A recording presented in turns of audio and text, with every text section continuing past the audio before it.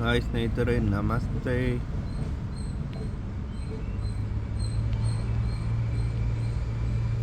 ಇನ್ನೇನು ಎರಡೆಲೆ ಇರೋದು, 3-4 ಎಲೆ ಆದರೆ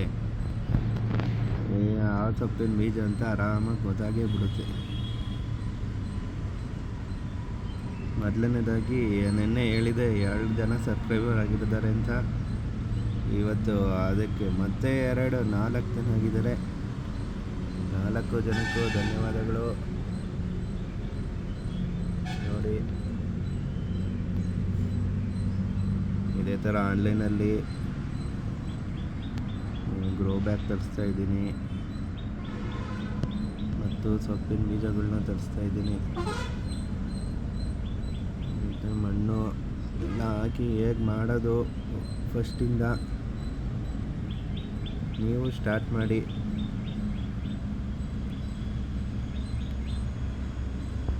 ಹೇಗೆ ಅಂತ ನೋಡಿ, ಎಷ್ಟು ಚೆನ್ನಾಗಿ ಬರ್ತಾ ಇದೆ.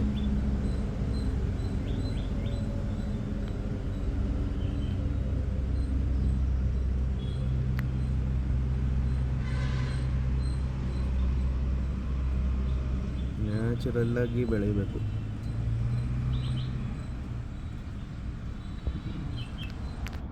ಇಳುವರಿ ಚೂರು ಆ ಕಡೆ ಈ ಕಡೆ ಆಗ್ಬೋದು ಈಗಿರೋ ಫುಡ್ಡಲ್ಲಿ. ಮುಂದೆ ನಿಮಗೆ ಗೊತ್ತಾಗುತ್ತೆ. ಎಲ್ಲ ಜನ ಹುಡುಕೊಂಡು ಹೋಗ್ತಾರೆ ಮುಂದಕ್ಕೆ. ಆರ್ಗ್ಯಾನಿಕ್ ಇರೋದು ಕೊಡಿ, ಕೆಮಿಕಲ್ ಇಲ್ಲದೆ ಇರೋದು ಅಂತ. ಈಗಲೇ ಬೆಂಗಳೂರು ಅಂತ ಕಡೆ ಎಲ್ಲ ಸೊಪ್ಪುಗಳೆಲ್ಲ ತಗೊಂಡೋಗಿ ಟೆಸ್ಟ್ ಮಾಡಿ ಲ್ಯಾಬಲ್ಲಿ ಹಾಕಿ, ಕೆಮಿಕಲ್ ಇದೆ, ತರಕಾರಿಲಿ ಕೆಮಿಕಲ್ ಇದೆ, ತಿನ್ನಬೇಡಿ ಅಂತಾರೆ. ಕೆಮಿಕಲ್ ಹಾಕಿಲ್ಲ ಅಂದರೆ ತರಕಾರಿ ಬೆಳೆಯಲ್ಲ. ಭೂಮಿ ಹಾಳಾಗಿದೆ. ಎಲ್ಲ ಒಂದು ಕಡೆಯಿಂದ ವಾಪಸ್ ಬರ್ತಾರೆ. ಜೀವನ ಅದೇ ಅಲ್ವಾ, ಸೈಕಲ್ಲು. ಮೇಲಿನ ಕೆಳಗಡೆಗೆ ಬರಬೇಕು ಚಕ್ರ, ಕೆಳಗಡೆಯಿಂದ ಮೇಲೆ ಹೋಗ್ಬೇಕು. ಅದಕ್ಕೆ ಈಗಲಿಂದನೇ ಆ ಪದ್ಧತಿನ ಅಳವಡಿಸ್ಕೊಂಬಿಟ್ರೆ, ಭೂಮಿನ ತಾಕತ್ತು ಮಾಡಿದ್ರೆ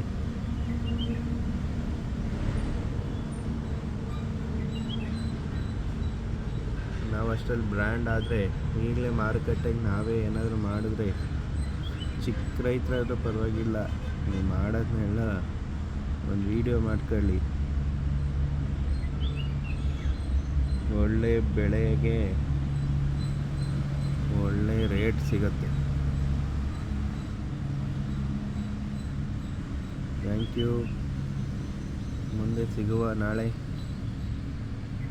ಹೊಸ ಉತ್ಪನ್ನಗಳು, ಪ್ರಾಡಕ್ಟ್ಗಳು ಸಿಗ್ತವೆ. ಹೇಗೆ ಮಾಡೋದು ಅಂತ ಟೆರೆಸ್ ಗಾರ್ಡನ್ ಕಂಟಿನ್ಯೂ ಮಾಡೋಣ.